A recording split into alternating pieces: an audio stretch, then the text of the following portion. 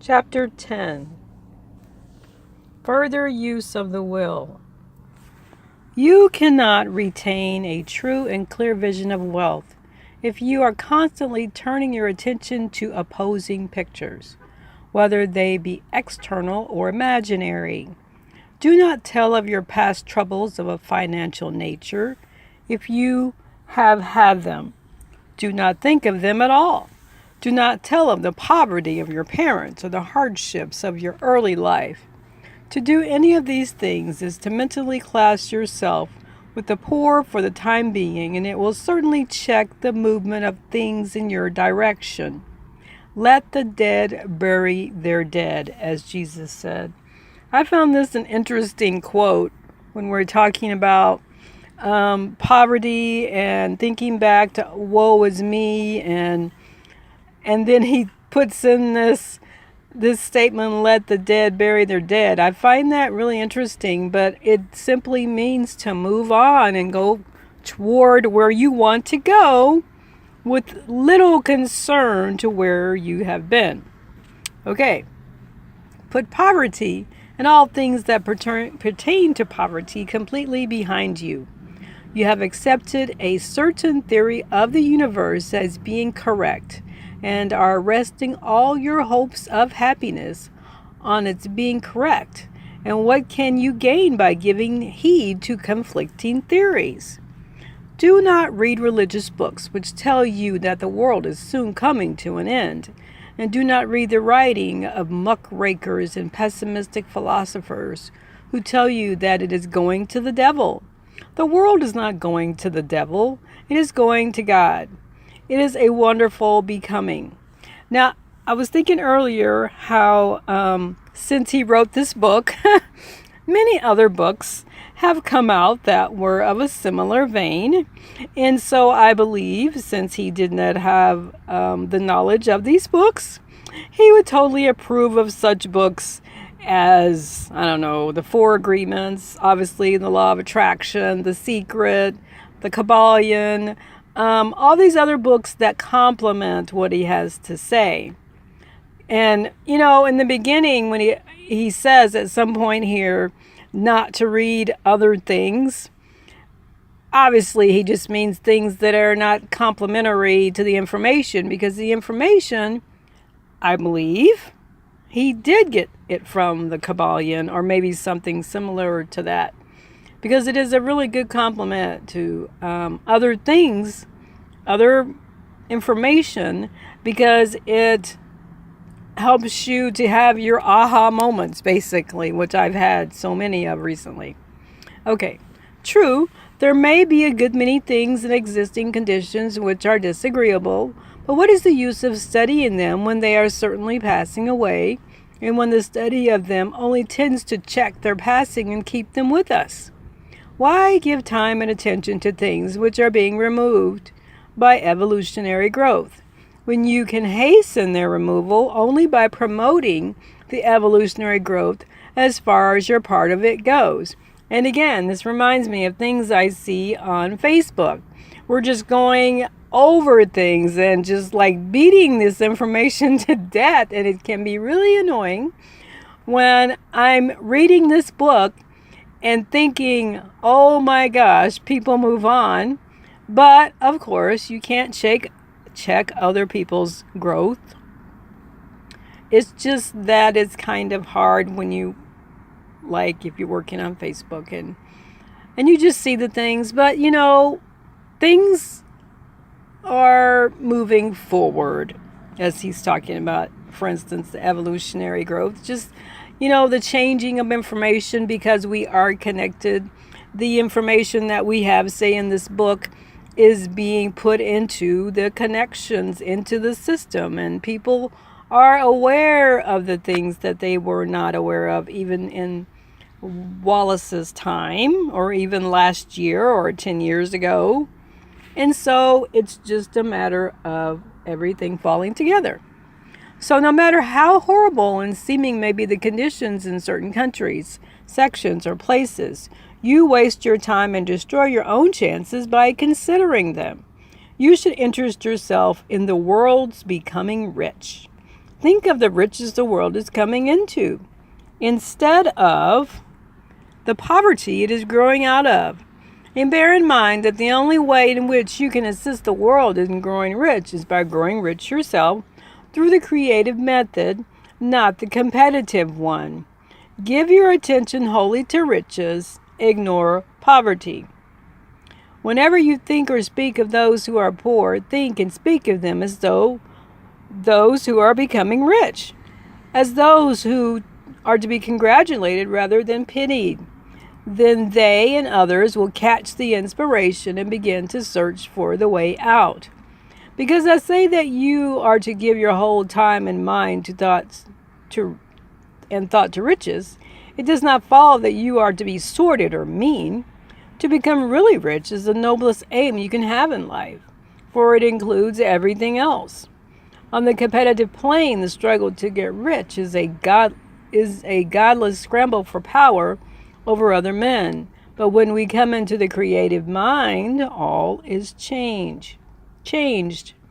All that is possible in the way of greatness and soul unfoldment, of service and lofty endeavor, comes by way of getting rich. All is made possible by the use of things.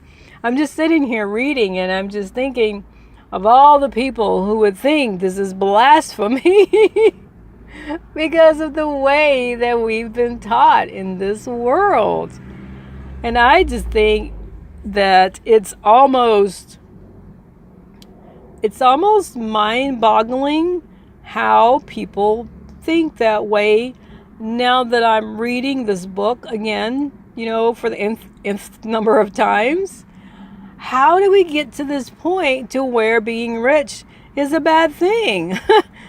I know it's conditioning, but I would be happy. I'm going to try to find when all of this changed, because obviously in 1910, this man his thought was that we need to move forward by getting rich. And obviously, I'm assuming he had friends and associates, and they must have encouraged him to write the book. Although, conspiracy, he did die after the book was made.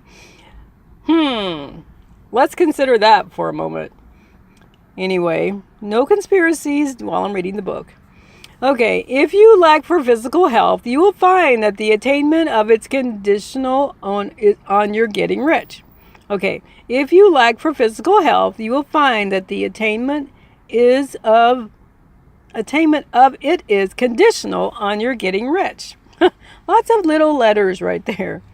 Only those who are emancipated from financial worry and who have the means to live a carefree existence and follow hygienic practices can have and retain health.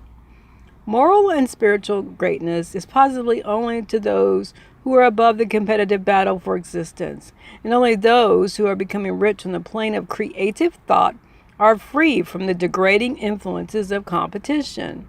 If your heart is set on domestic happiness, remember that love flourishes best where there is refinement, a high level of thought and freedom from corrupting influences.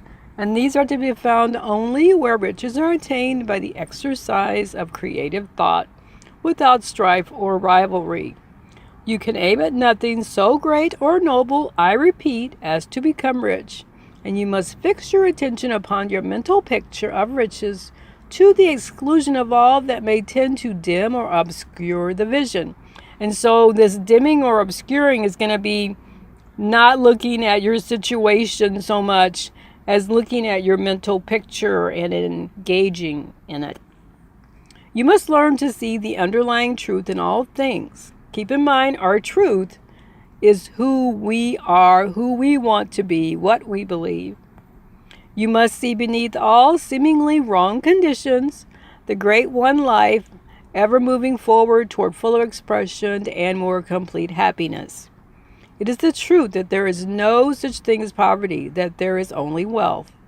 Some people remain in poverty because they are ignorant of the fact that there is wealth for them, and these can best be taught by showing them the way to affluence in your own person and practice. And I have an example that has nothing to do with money, but when I had started traveling, I it it actually ended up just kind of falling together really because of one situation. Initiated me to go to this website that I'd been looking at, but not really thinking I would do it really soon. It's a work exchange site. And so I could just imagine if anyone that I had known knew what I was going to do, I could just imagine how they would felt knowing that I was going to go and stay with strangers. And so I'm just thinking about this because you don't really you're kind of ignorant of what is in the world until you're in the world until you're experiencing life with people that you met online. So, okay. Anyway, so basically they're kind of not knowing what to expect from something like that is what I'm saying. And I really didn't even think that much about it. Okay. Okay, others are poor because while they feel that there is a way out, they are too intellectually indolent to put forth the mental effort necessary to find that way and travel by it. And for these, the very best thing you can do is to arouse their desire by showing them the happiness that comes from being rightly rich. Others still are poor because while they have some notion of science, they have become so swamped and lost in the maze of metaphysical and occult theories they do not know which road to take. They try a mixture of many systems and fail in all. For these again, the very best thing to do is show the right way in your own person and practice. An ounce of doing things is worth a pound of theorizing. So yes, it's more about doing what you do and therefore illustrating how things turn out. The very best thing you can do for the whole world is to make the most of yourself. You can serve God and man in no more effective way than by getting rich. That is it. If you get rich by the creative method and not by the competitive one. Another thing, we assert that this book gives in detail the principles of the science of getting rich. And if that is true, you do not need, here's where he said it, you do not need to read any other book about the subject. This may sound narrow and egotistical, but consider there is no more scientific method of computation in mathematics than by addition, subtraction, multiplication, and division. No other method is possible. There can be but one shortest distance between 2 points. There is only one way to think scientifically, and that is to think in the way that leads by the most direct and simple route to the goal. No man has yet formulated a briefer or less complex system than the one set forth herein. It has been stripped of all non-essentials. When you commence on this, lay all others aside, put them out of your mind altogether. Read this book every day and keep it with you. Commit it to memory and do not think about other systems and theories. If you do, you will begin to have doubts and to be uncertain and wavering in your thought, and then you will begin to make failures.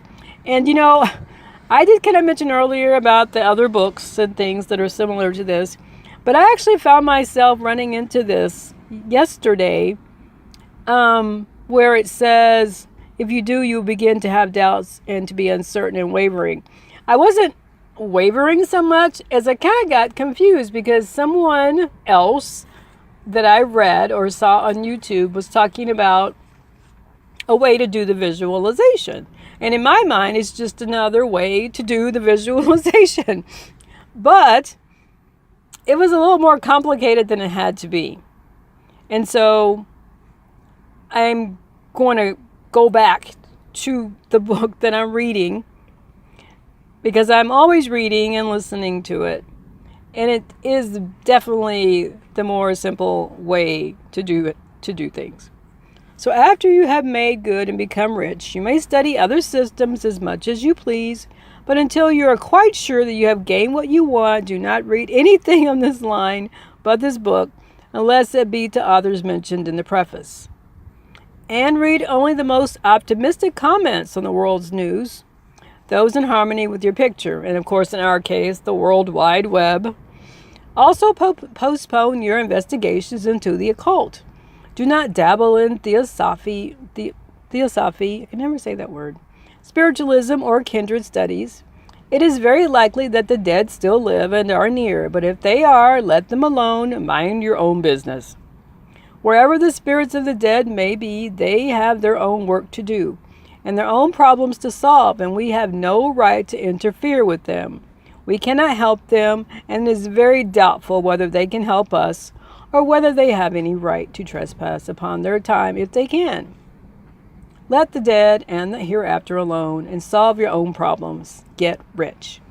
If you begin to mix with the occult, you will start mental cross currents, which will surely bring your hopes to shipwreck.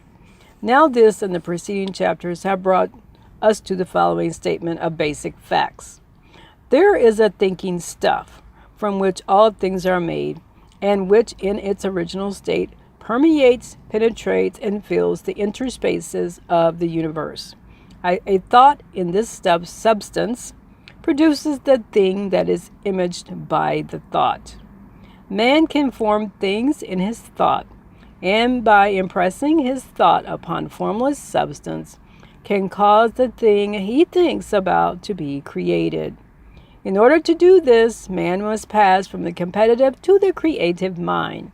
He must form a clear mental picture of the things he wants, and hold this picture in his thoughts with the fixed purpose to get what he wants, and the unwavering faith that he does get what he wants, closing his mind against all that may tend to shake his purpose, dim his vision, or quench his faith. In addition to all this, we shall now see that he must live and act in a certain way. End of chapter.